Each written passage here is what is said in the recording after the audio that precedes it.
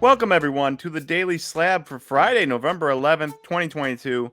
I'm Nate, and I'm here with your sports card rundown. Want to give a real quick thank you to all of the veterans who may be watching this. Today is, of course, Veterans Day, so to any of you who have served in our military, thank you for doing your service to this country. All right, on this day in history, 1946, the New York Knicks, the New York Knickerbockers, played their first game at Madison Square Garden, if you can believe that. Back then, it was part of the Basketball Association of America. They played for 3 seasons, 1946 through 1948. At the end of 1948, they merged with the NBL, National Basketball League, to form the National Basketball Association, otherwise known as the NBA.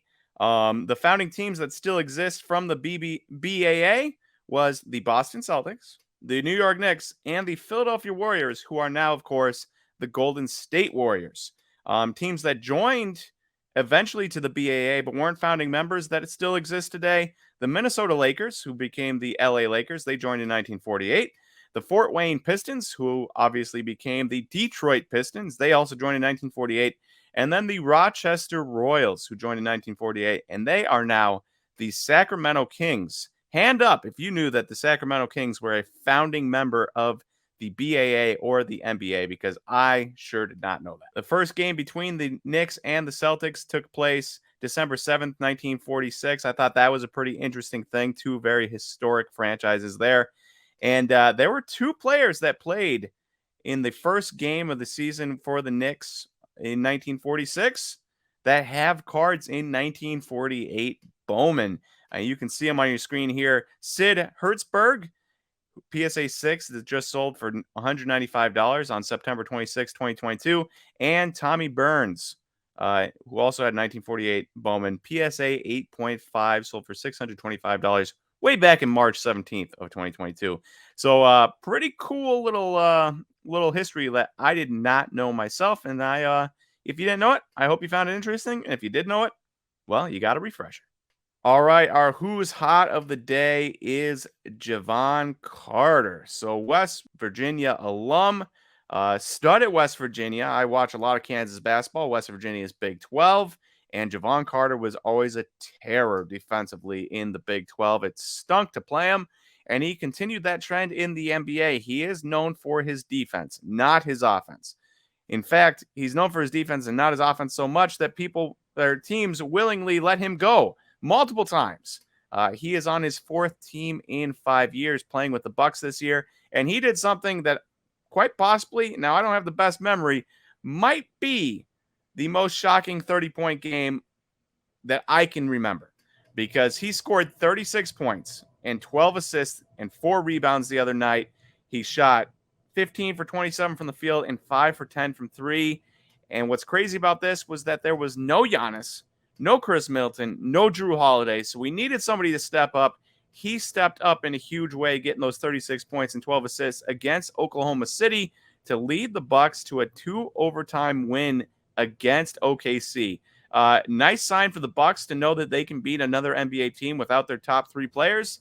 Pretty rough if you're the Thunder, knowing that you didn't have to face Giannis, you didn't have to face Chris, and you didn't have to face Drew, and you still lost. That's a tough scene, but Javon Carter's been amazing, and you can see here his 2018 Immaculate Rookie Patch, Premium Rookie Patch Auto, number 12 out of 24 specifically, sold back in April 24th for $34, and it just sold on the 10th, which was yesterday, for $60. So a nice little rise there. I'm sure somebody probably just bought the Javon Carter because they liked him and made some profit off of it. So buy what you like, and you can never go wrong.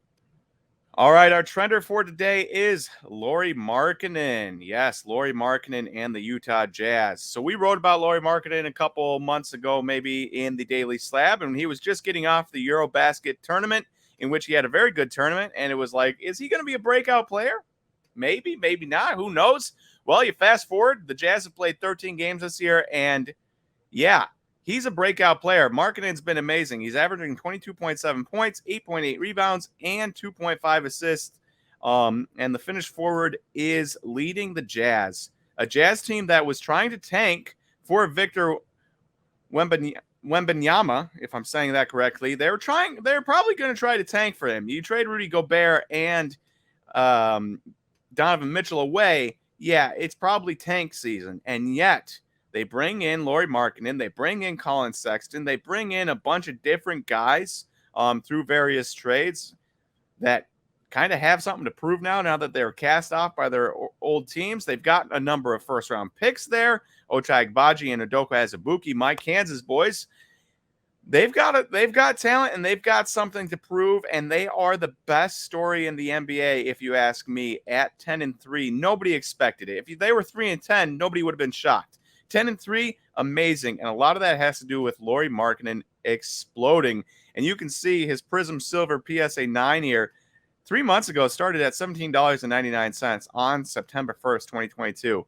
And that is up to $42.95 as of November 8th, 2022.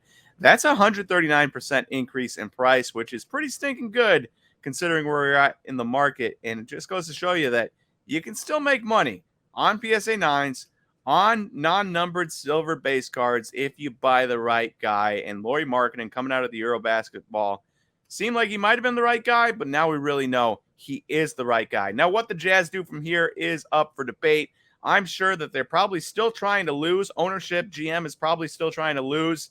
And so maybe they are going to be trading away some of these guys, maybe even a Markkanen. But for right now, they're the best story in the NBA. Lastly, at SlabStox, SGC submission for the middle of November, November 15th, is going out in just a few days. So if you don't have your cards in and you want to get those cards out, please, 1 day, 2 day them to get them to SlabStox by the 15th. Otherwise, we have another submission going out on the 30th. All right. Thank you, everyone, for listening to the Daily Slab today. And I will talk to you guys once the weekend is over on Monday for the next Daily Slab.